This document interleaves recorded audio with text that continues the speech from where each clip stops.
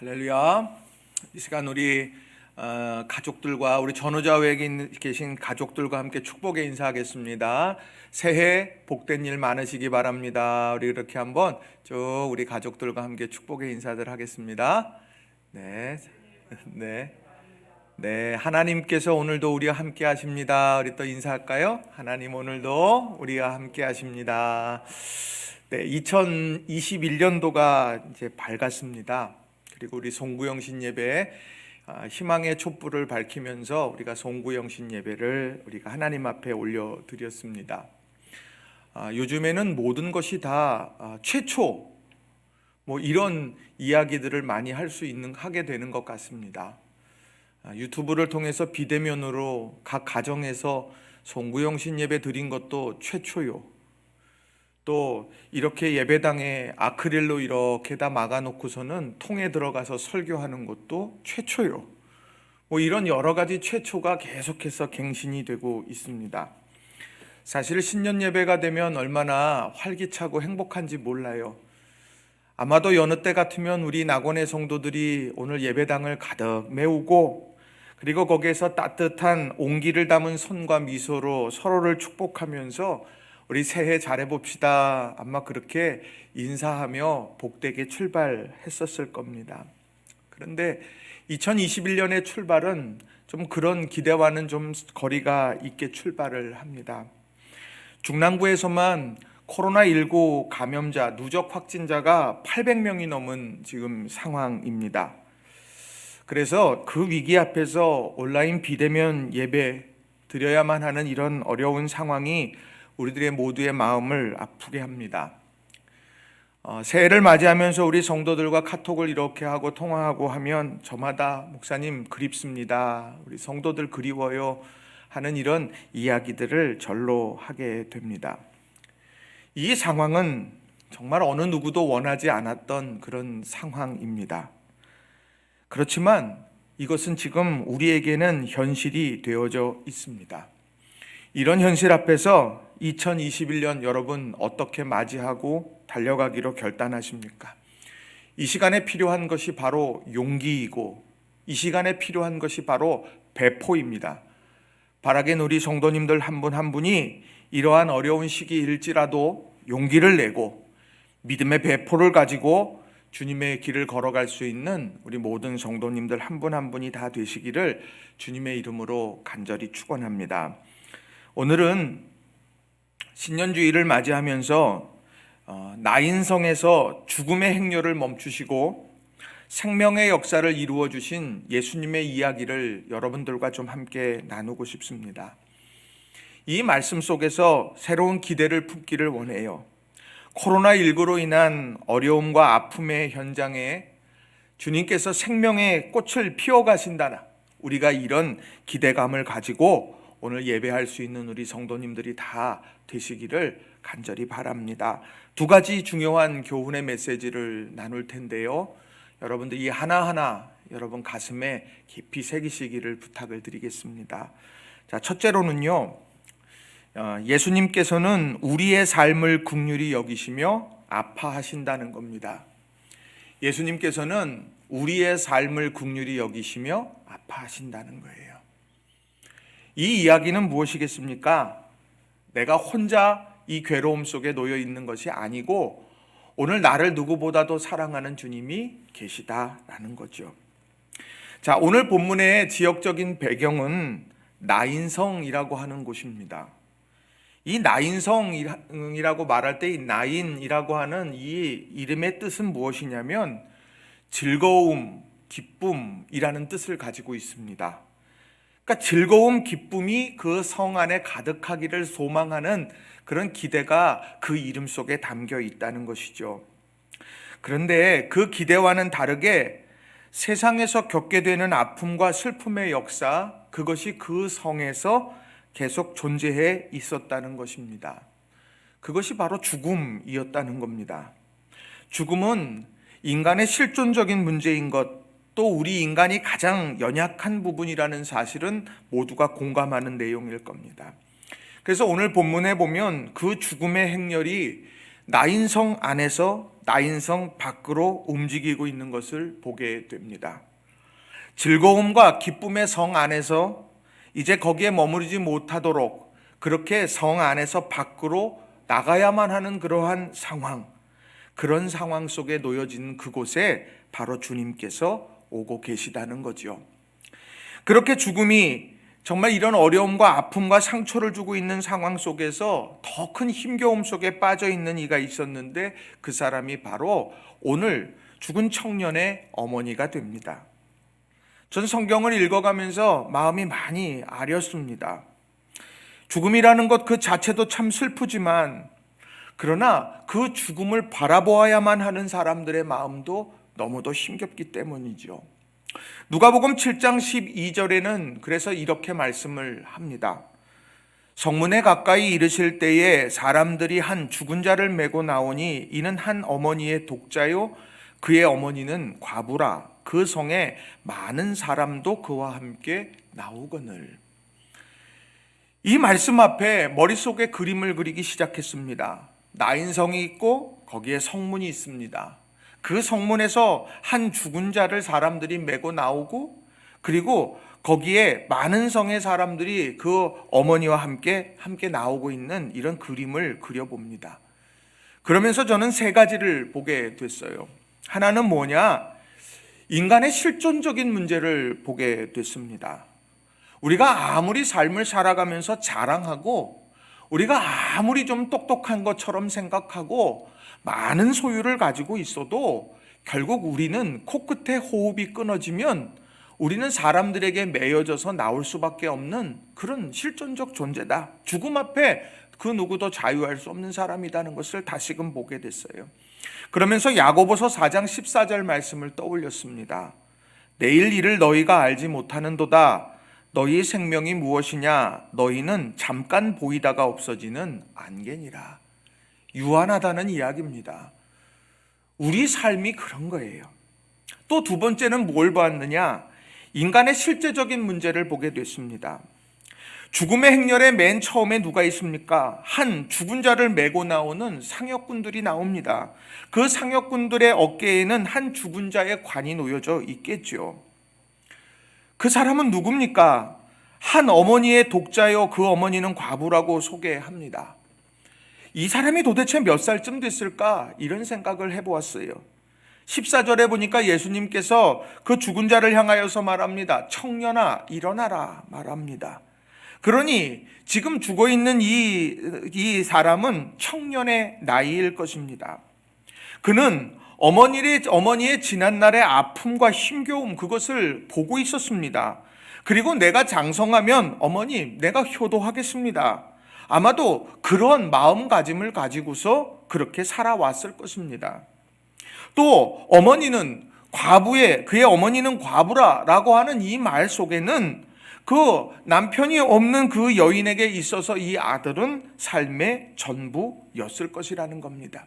이 아이가 자라나면, 이 아이가 장성하면 우리의 가문이 더 든든하게 설 거고 내가 못다 이룬 꿈이 이루어질 거고 하는 그런 실제적인 꿈들을 꾸었을 것이라는 거지요. 그런데 그 실제적인 문제가 와르르 무너져 버린 것이죠. 세 번째는 무엇을 보았느냐? 아픔의 문제를 해결하고 싶지만 바라볼 수밖에 없는 그런 모습들을 보았습니다. 많은 군중들 속에서 그것을 보았어요. 자, 오늘 이 장례 앞에는요, 많은 사람들이 위로하고 있습니다. 오늘 본문에도 보게 되어지면 죽음의 행렬 가운데에 그 성에 많은 사람도 그와 함께 나오거늘 이라고 이렇게 말합니다. 많은 사람이 죽음의 행렬을 뒤따르고 있는 거예요. 그 뒤따르는 모습을 보면서 어떤 생각을 합니까? 야, 이 청년이나 과부가 정말 삶을 살아가면서 잘 살았구나. 정말 이 사람이 많은 선행을 베푸는 것 같다. 이런 생각도 할 수 있겠지만 다른 한편으로는 그의 죽음이 너무도 힘겹고 너무도 안타까워서 내가 해줄 수 있는 것이 그 죽음의 행렬에 뒤따르는 것밖에 없다고 생각하는 애절한 사랑의 마음이 있었을 거예요. 그런데 중요한 건 거기까지라는 겁니다. 그것밖에 할 수 없는 것, 그것이 인간의 중요한 부분이 되더라는 겁니다. 인간의 실존적인 문제 앞에 이 죽음 해결할 수 없었어요. 인간의 실제적인 부분들, 죽음과 함께 모든 것이 다 날아가 버리는 것 같아요. 아픔의 문제 내가 해결하고 싶지만 나는 바라볼 수밖에 없는 그런 상황 속에 놓여지기도 합니다. 그 인간의 유한함입니다. 그런데 중요한 것은, 오늘 본문에서 가장 중요한 것은 무엇이냐? 그러한 인간의 아픔의 현장 속에 바로 다가오시는 분이 있었다는 겁니다. 그게 누구냐? 바로 예수님이셨다는 거예요. 자, 13절 말씀을 보시게 되면 13절에 이렇게 말씀을 합니다. 주께서 과부를 보시고 불쌍히 여기사 울지 말라 하시고. 오늘 여러분에게 전하는 설교의 말씀 중에 여러분이 요절로 외웠으면 좋겠다 생각되는 딱 한 구절이 저는 13절의 말씀이에요. 주께서 과부를 보시고 불쌍히 여기사 울지 말라 하시고. 이게 바로 오늘 우리들을 향하여 주시는 동일한 말씀이라는 겁니다. 자, 본다는 것은 무엇입니까? 관심과 사랑을 이야기하는 거예요. 그 주님께서 과부를 보신다? 그 과부를 보시고 그 과부의 아픔을 이해하시고 내가 그것을 남의 일처럼 여기지 않겠다고 하시는 그런 주님의 제스처가 되는 거죠. 불쌍히 여긴다는 것은 뭡니까? 그 원어의 뜻처럼 창자를 비롯한 내장이나 심장이나 간이나 폐 등이 정말 너무도 슬픔에 사로잡혀서 뒤틀려버릴 것과 같은 애처로운 감정을 갖는 것, 이게 바로 불쌍히 여긴다라고 하는 말의 원어가 담고 있는 뜻이 된다는 겁니다. 바로 이 아픔을 바라보면서 내가 이걸 공감하고 있다라고 이렇게 예수님께서 말씀하시는 거예요. 관심과 사랑으로 시작해요. 그런 아픔에 대해서 창자가 뒤틀려지는 것과 같은 그 공감하는 그런 슬픔 내가 함께 가지고 있어요. 그리고 세 번째로는 뭡니까? 울지 말라라고 말합니다. 이건 뭡니까? 어린아이가 막 울고 있는데 막 울지 마! 지금 그러는 게 아니에요. 지금 너무도 고통 속에서 흐느끼고 있는 그 여인을 향해서 울지 마. 내가 그 아픈 마음 알고, 내가 그 어려운 상황 알고, 내가 이걸 가만히 보고만 있지 않을 거야. 울지 마. 지금 예수님께서 그 여인을 향하여서 그렇게 이야기하고 있다라고 하는 겁니다. 아무것도 할 수 없이 그저 죽음의 행렬을 뒤따라가면서 바라볼 수밖에 없는 한 여인을 향하여서 예수님께서는 울지 마라.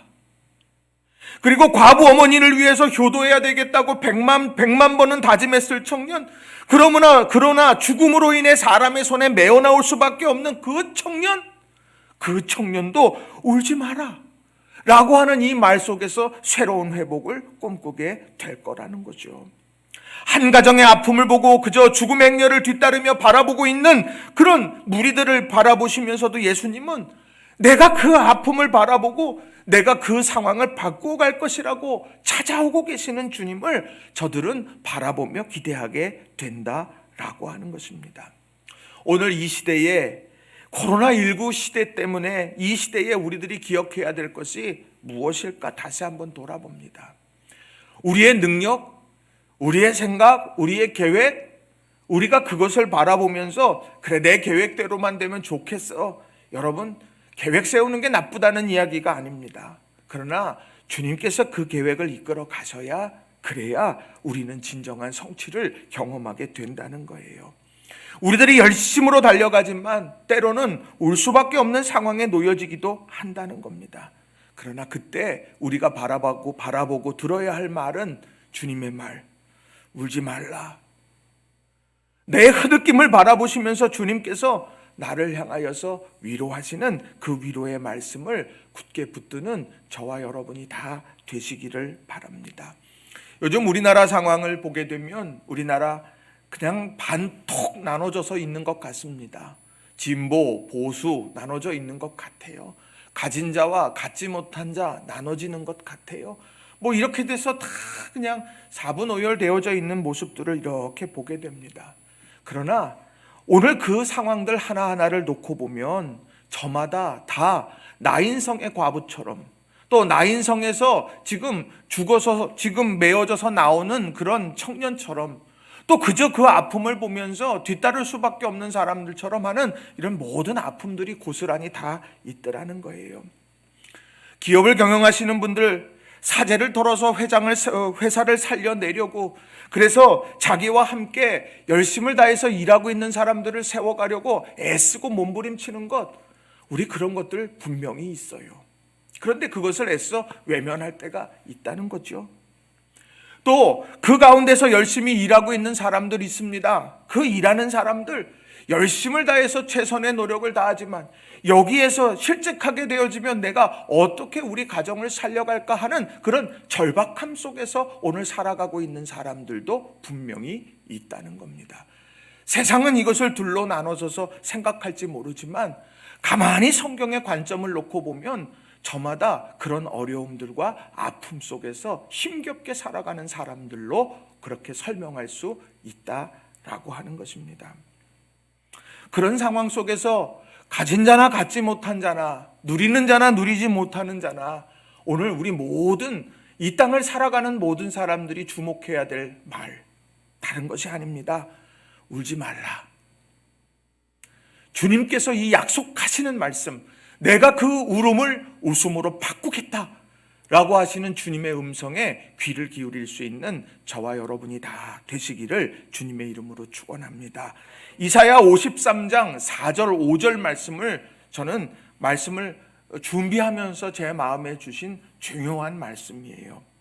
이사야 53장 4절 5절 공동번역 성경으로 제가 좀 읽어드리겠습니다.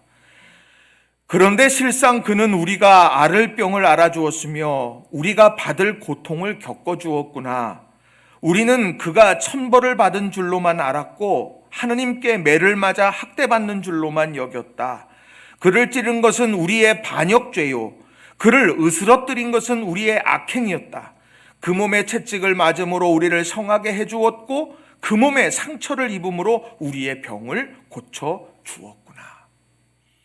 오늘 이 말씀을 가슴에 새기는 저와 여러분이 되기를 바랍니다. 예수님은 그저 세상이 말하는 것처럼 울지 마라, 그 아픔 내가 알아, 여기에 머무는 분이 아니라 바로 울지 마, 내가 그 슬픔의 현장 가운데 반드시 들어가서 내가 너희의 그런 아픔을 해결할 거다, 이렇게 약속하고 계심을 다시 한번 붙들고 희망으로 일어서는 2021년이 되기를 주님의 이름으로 간절히 축원합니다.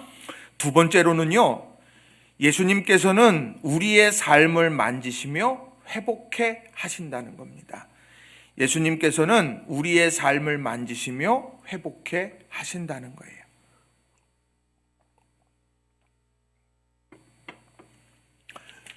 예수님께서는 죽음의 행렬을 바라보셨습니다.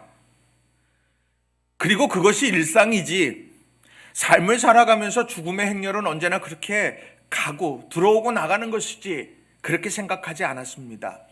예수님께서는요, 과부를 보시고 불쌍히 여기사 울지 말라 말씀하시는 주님께서는 그 죽음의 행렬을 멈추고 싶어 하셨습니다.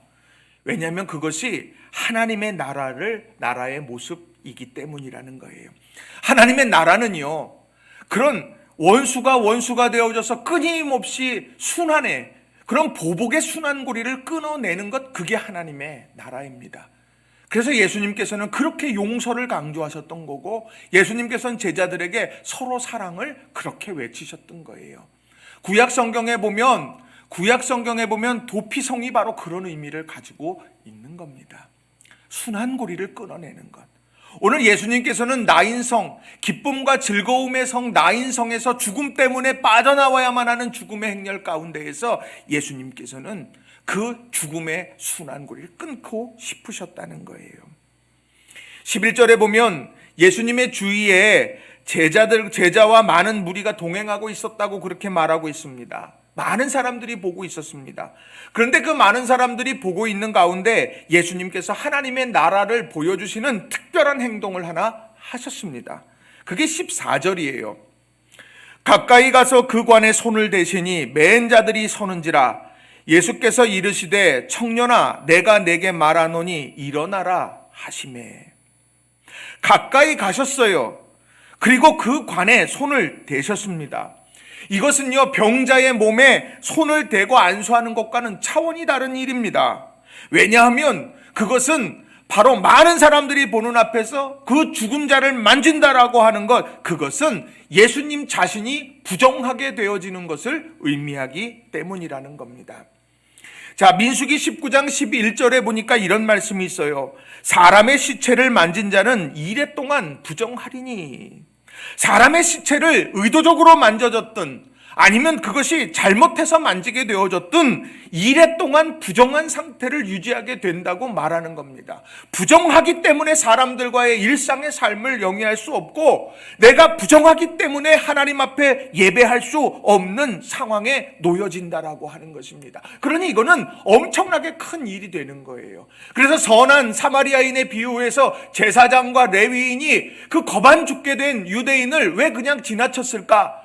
그들이 혹시나 그들이 그 죽었는데 손을 대게 되어졌을 때 그것이 부정하게 되어져서 자신에게 미치게 될 여러 가지 일들, 그런 것들로 인해서 그것을 보고 피하게 되어졌다라고 하는 거죠. 그러나 우리 주님께서는 어떻게 하셨습니까?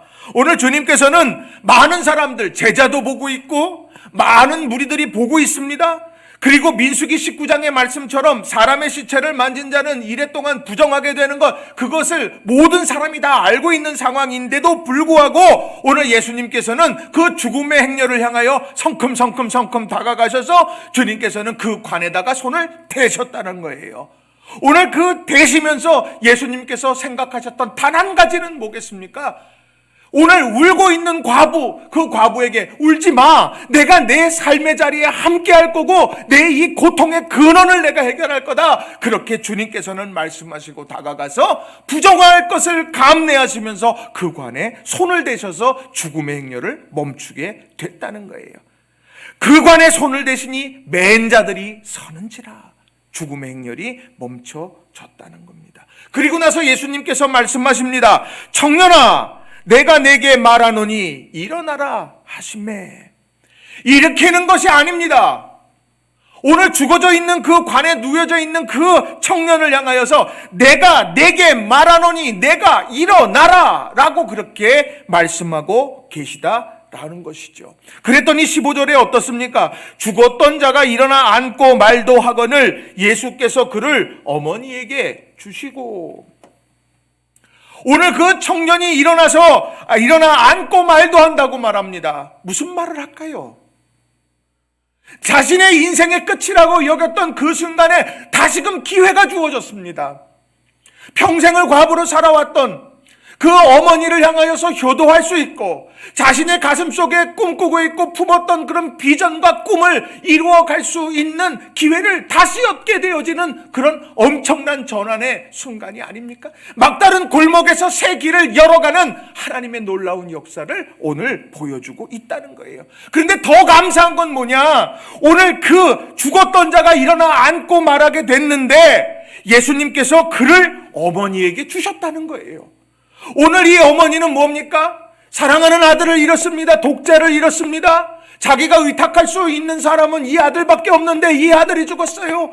그렇기 때문에 나는 너무도 슬프고 아픕니다. 그런데 그래서 울었는데 울지 말라 하셨던 주님께서 바로 그 아들을 살리시고는 바로 다시 내게 주셨어요. 예수님께서 사람 낚는 어부가 되게 하려고 하니까 내가 너를 데리고 다녀야 되겠다. 내가 너를 살렸으니까 너는 나를 쫓아야 될 거고 나와 함께 가야 될 거고 너는 이런 복음 전도를 위해 가야 될 거야. 예수님께서 그렇게 얼마든지 말씀하실 수 있었을 거예요.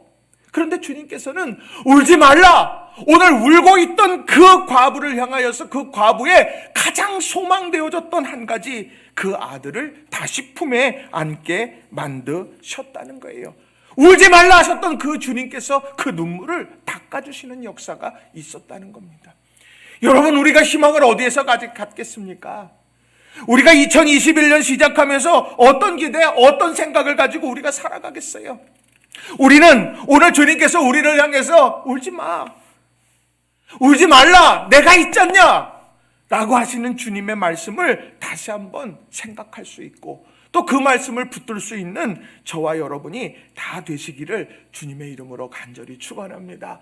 우리 옆에 계신 분들하고 한번 인사했으면 좋겠어요. 울지 맙시다, 주님 계시니. 우리 한번 인사합시다. 울지 마세요, 주님 함께 계시니.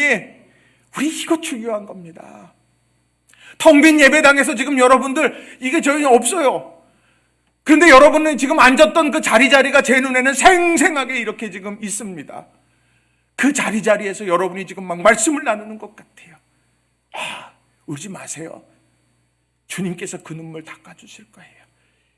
오늘 우리가 비록 지금 여러 가지 어려움 속에서 슬퍼할지라도, 우리들이 이해할 수 없는 고통 앞에서 우리들이 힘겨워할지라도 이 주님 바라보면서 서는 저와 여러분이 다 되시기를 바랍니다. 이 입술의 선포는요, 굉장히 중요합니다. 저도 목회하면서 신년주일에 나인성 과부의 이 아들의 죽음에 대한 이야기로 설교한 건 처음인 것 같아요. 늘 희망, 늘 여러 하나님이 이루실 일들, 더 큰 이제 이사야서의 말씀으로 설교하고 막 그랬던 적이 훨씬 더 많은데, 오늘 이 말씀을 쭉 묵상하게 되면서 마음의 감동, 제 마음속에 먼저 감동이 오고 이 말씀 전하면서 하나 딱 생각했는데, 내 입술에 부정적인 언어 하지 말아야 되겠다, 이런 생각을 다시 하면서 제가 찾아본 말씀이 에스겔 37장의 말씀입니다. 에스겔 선지자에게 하나님의 임재가 머물렀어요. 그래서 하나님께서 그를 데리고 한 곳으로 갔는데 그곳이 뭐냐? 골짜기였습니다. 그 골짜기에 갔더니 마른 뼈들이 그렇게 많았어요. 그냥 뼈도 아니고 마른 뼈입니다. 근데 그 마른 뼈가 가득한 것을 보여주시고는 하나님이 에스겔에게 이렇게 물어요. 에스겔 37장 3절 4절을 보니까 이렇게 말합니다. 그가 내게 물으셨다. 사람아, 이 뼈들이 살아날 수 있겠느냐? 내가 대답하였다. 주 하나님 주님께서는 아십니다. 이건 무슨 얘기냐면요, 그 마른 뼈들을 보고 야, 이거 살겠냐? 그랬더니 주님은 아십니다. 이거는 신앙적인 대답한 게 아니에요. 아유, 내가 그걸 어떻게 해요? 하나님, 나 그거 몰라요. 그거 되겠어요? 주님이 아시죠? 이런 정도의 이야기인 거예요. 그런데 4절에 뭐라고 말하냐? 그가 내게 말씀하셨다. 너는 이 뼈들에게 대언하여라. 너는 그것들에게 전하여라. 너희 마른 뼈들아, 너희는 나 주의 말을 들어라. 대언하라고 말합니다. 오늘 이 뼈들이 살아날 수 있겠느냐? 주님이 아세요. 그래, 너 주님이 안다는 것, 그것을 주님께서는 믿음의 언어로 받으시고는, 그래, 너 그러면 대언해라. 내가 정말 이 뼈들이 살아날 수 있는지 주님의 손 안에 있다라는 걸 너가 믿는다면 네가 오늘 대언해. 너는 이 뼈들에게 대언해라. 너는 그것들에게 전해라. 너희 마른 뼈들아, 너희는 나 주의 말을 들어라. 대언하라고 말합니다. 믿음의 언어죠. 자, 그런데 그런 역사 가운데 결국엔 마른 뼈들이 큰 군대가 됐습니다. 큰 군대가 되어져서 이렇게 착착착 맞춰가지고 생기 있게 일어서는 군대가 됐는데, 그 의미를, 보여준 의미를 그 하나님께서 37장 11절부터 14절에 보면 그 의미를 이렇게 이야기를 해요. 제가 읽어드리겠습니다. 세 번역으로 읽어드릴 텐데요. 그때에 그가 내게 말씀하셨다. 사람아, 이 뼈들이 바로 이스라엘 온 족속이다. 그들이 말하기를 우리의 뼈가 말랐고 우리의 희망도 사라졌으니 우리는 망했다 한다. 그러므로 너는 대언하여 그들에게 전하여라. 나 주 하나님이 말한다. 내 백성아, 내가 너희 무덤을 열고 무덤 속에서 너희를 이끌어내고 너희를 이스라엘 땅으로 들어가게 하겠다. 내 백성아, 내가 너희의 무덤을 열고 그 무덤 속에서 너희를 이끌어낼 그때에야 비로소 너희는 내가 주인 줄 알 것이다. 내가 내 영을 너희 속에 두어서 너희가 살 수 있게 하고 너희를 너희의 땅에 데려다가 놓겠으니 그때에야 비로소 너희는 나 주가 말하고 그대로 이룬 줄을 알 것이다. 나 주의 말이다. 여러분, 이 말씀을 가슴에 새겨야 되는 거예요. 마른 뼈들이 이스라엘이랍니다. 이 이스라엘이 자신들 스스로 알아요. 나는 마른 뼈야. 희망도 사라졌고 우리는 끝났어라고 말하는 그들에게 예언자들이 전하라고 말하라는 거예요. 대언해서 그들에게 전해라. 내가 무덤을 열고 무덤에서 너희를 이끌어내고 이스라엘 땅으로 들어가게 할 계획이 있다. 그리고 그러한 일들이 이루어지는 바로 그때에 너희가 야, 주님이 하셨구나, 이것을 고백하게 할 거다. 끝에 가서 한다는 얘기예요. 오늘 버텨내는 이 순간에서 지나고 끝에 가서 야, 주님이 하셨구나, 이걸 안다는 거예요. 그거를 아는 사람은 오늘을 희망으로 살아간다는 거예요. 오늘 저녁에도 코로나19가 몇 명 확진됐는지 나올 거예요. 몇 명 나올지 몰라요. 그러나 저는요, 오늘 우리가 그 안에서 믿음의 언어를 선언하는 그런 우리 성숙한 우리 성도님들이 다 되시기를 바랍니다. 비로소 너희가 주가 말하고 그대로 이룬 줄 알 것이다. 이런 아름다운 믿음의 고백을 하는 그날을 우리 모두가 다 맞이할 수 있기를 주님의 이름으로 축원합니다. 죽음의 행렬, 나인성으로부터 나왔던 죽음의 행렬을 바라보면서 일상이지 죽음은 그랬는지 모릅니다. 그러나 주님이 긍휼히 여기시고 울지 말라 말씀하시고 다가오셔서 그 관에 손을 대실 때 여느 때와 같은 죽음의 행렬이 아니라 그것은 다시금 생명의 행렬로 바뀌어졌다는 겁니다. 이것을 믿음으로 꿈꾸며 오늘을 살아가는 저와 여러분이 되시기를 바랍니다. 말씀을 정리합니다. 주님께서 불쌍히 여기시고 우리에게 울지 말라, 저와 여러분에게 하시는 말씀임을 믿으시기 바랍니다. 그래서 이 말씀을 붙들고 울지 말라 하시는 주님께서 반드시 역사하실 거예요. 그리고 주님께서는 지금 오늘 우리에게 가까이 오고 계십니다. 그리고 그 관에 손을 대시면서 우리 삶의 회복의 역사를 이루어 가실 거예요. 어찌 보면 이미 우리에게 말씀하셨는데 아직 그 역사가 일어나지 않은 것, 그렇게 보여질 수 있습니다. 그러나 아니에요.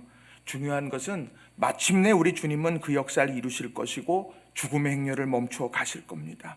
그리고 마침내 죽음의 행렬을 뒤따르는 이들의 입에서 큰 선지자가 우리 가운데 일어나셨다 소리칠 것이고 하나님께서 자기 백성을 돌보셨다 외치도록 하나님께서는 반드시 만들어 가실 거라는 겁니다. 세상은 오늘도 교회 향해서 욕하는 걸 멈추지 않습니다. 뭐만 하면 교회가 다 잘못했다고만 말합니다. 잘못한 부분도 있겠지요. 그러나 그런 부분들 하나하나들을 놓고 보면서 우리가 살펴보면서 그것 하나하나에 일희일비하지 마시기 바랍니다. 오늘 우리는 그저 굳건하게 하나님 바라보면서 신뢰하면서 오늘 믿음 안에서 달려가면 되는 거예요. 그래서 오늘 본문의 제목처럼, 말씀의 제목처럼 가까이 가서 손을 대시니, 이 말씀을 다시 한번 새기면서 믿음 안에서 승리하는 우리 성도님들 다 되시길 주님의 이름으로 축원합니다. 이 시간 우리 다 함께 합심해서 기도했으면 좋겠어요.